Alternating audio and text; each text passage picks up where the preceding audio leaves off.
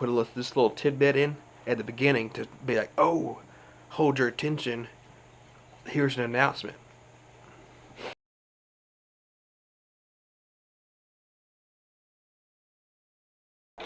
I'm getting a phone call. Best time. Potential spam, we're good.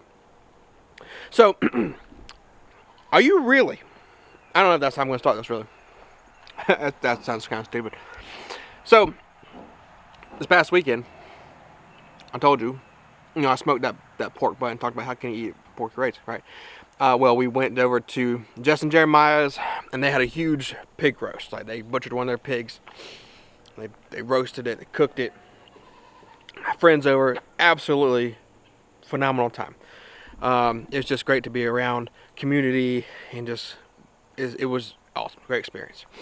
Kids were playing and things. So, but now this is where I was going with that. Are you really? Are you really a homesteader if you don't leave your friends' houses with scraps, right? So, we left. Jess was like, "Hey, Jesse, take these bones with you and make broth."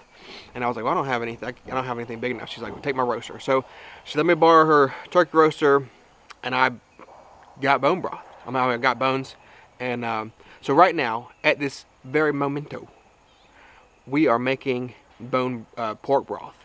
And so it's hard for me to film in my kitchen because I get interference and it gets that noise, and it's quite annoying. So what I did is I kind of just like filmed the process, and even right now, currently I'm in the process.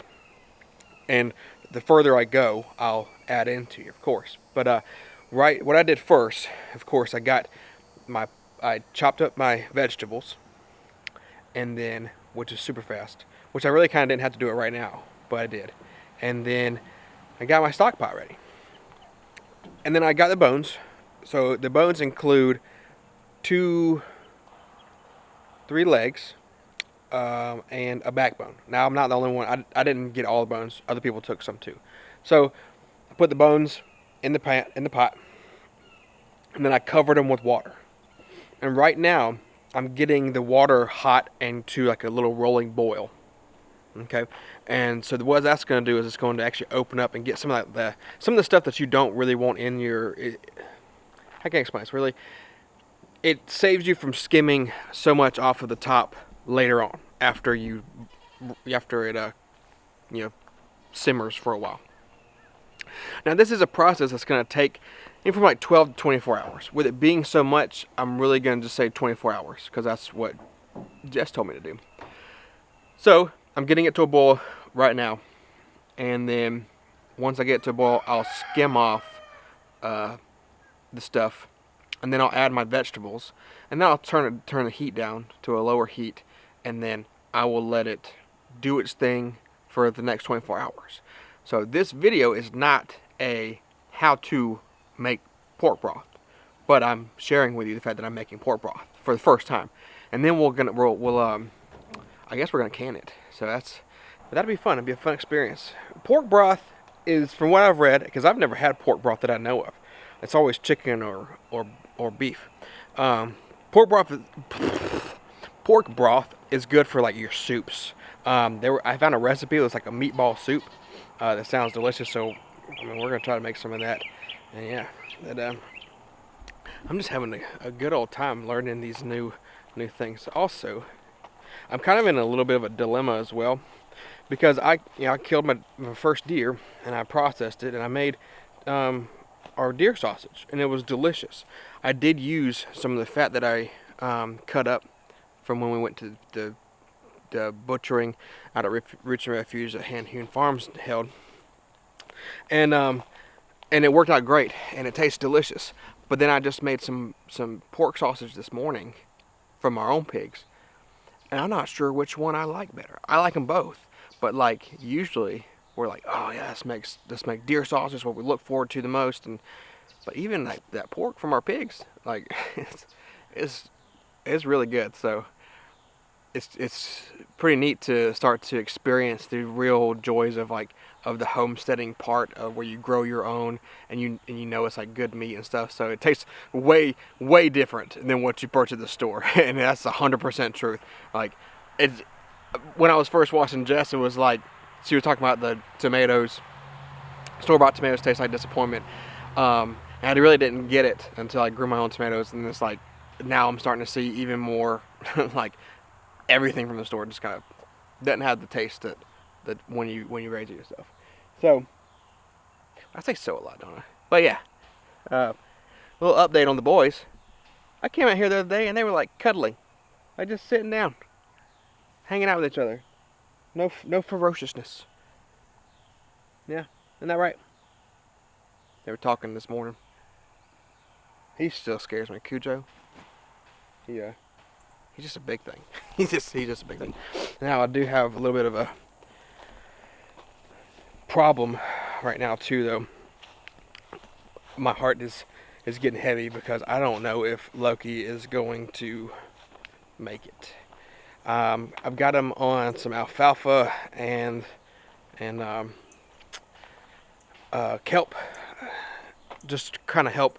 I think he got a little too many mites on him from the whole experience with the other chickens, and so it definitely affected his iron and blood, and he's just, with this weather change, it got really chilly, and he's just kind of, oh god, I thought it was open. I hate when that happens. But he's just out here kind of hunched up. He's still moving around and stuff, but he just doesn't do much. And so I'm working with him. His lady friend, she comes over here and she lets him lean. Loki. So we're gonna keep working with him. Sleeps a lot. He does. I mean, he eats. He walks around, eats, drinks. He just does a lot of standing and kind of hunched up. So I don't know. I'm working with him. I hope he pulls through, because I need him out of the backyard too, and put him with the boys, but I can't with him like that because they would definitely hurt him. I also have this little bit of a dilemma, and thought that, okay, so we got the goats because we want to milk them. We want the goat milk. We're just not there yet. Yeah, we got them. I'm not gonna say we got them prematurely, because they are doing a great job keeping the snakes away from the chicken coop, and I mean they're not. I mean, feeding them isn't too difficult, you know. But I think I want to go ahead, and I haven't discussed this with Chastity yet. This is just a mind thought process, and then I'll discuss it with her. But I think I want to go ahead and breed her. I want to kind of breed both of them, and see what kind of a mommy they are, to make sure that when we do breed them, I don't have to worry about having a bottle baby. But also, I think they kind of need to. You know, I could sell a baby, right? I can make some money off of them, maybe help out, or keep them. You never know. I probably shouldn't keep them. I don't know.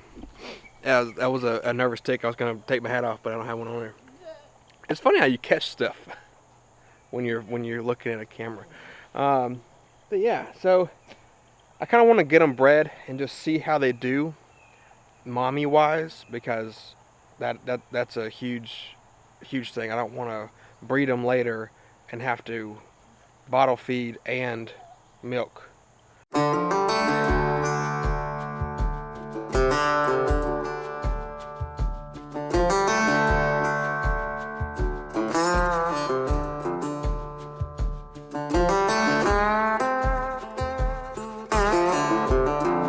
So a good surprise.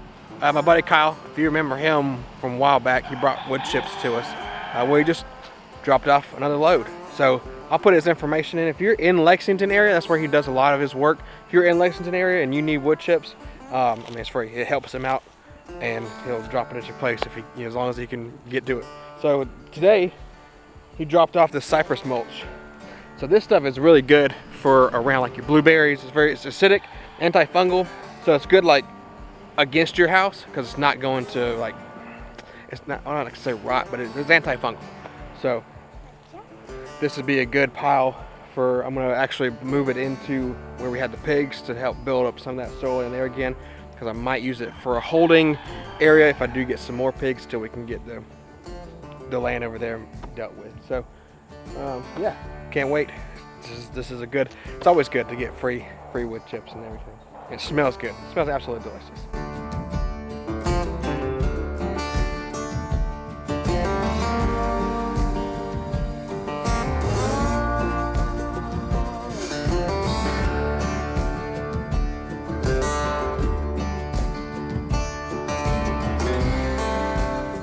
And we inadvertently grew a tomato plant. So in the backyard, out that window a lot of times we'll throw scraps and things, and the chickens will come up here. But look at this. Look at this. Got a tomato. Nice little tomato plant right here. 2 of them. Little volunteer tomato plants. I mean, it's fall. Oh, there's a 4th. Oh God, there's a bunch of them.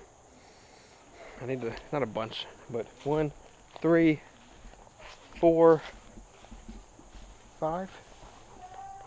There's a 6th one. You know how I said I wanted to see if I could plant some tomatoes up in the garden and see what they do, like one last hurrah? Well, I did it. Not on purpose though. So I'm gonna I have these little cages, and I'm gonna try to protect some of them. That's neat. I love when you just let things go, and it like the cool stuff happens. So I think, yeah,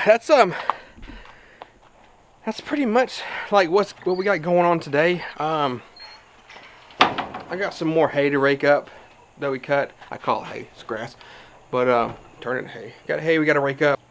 But on the other hand, if you made it this far into the video of just me talking and now swinging, I'm going to stop swinging because that feels like it might make y'all sick. This guy right here is going to go live again Sunday, October 2nd. That is a Sunday.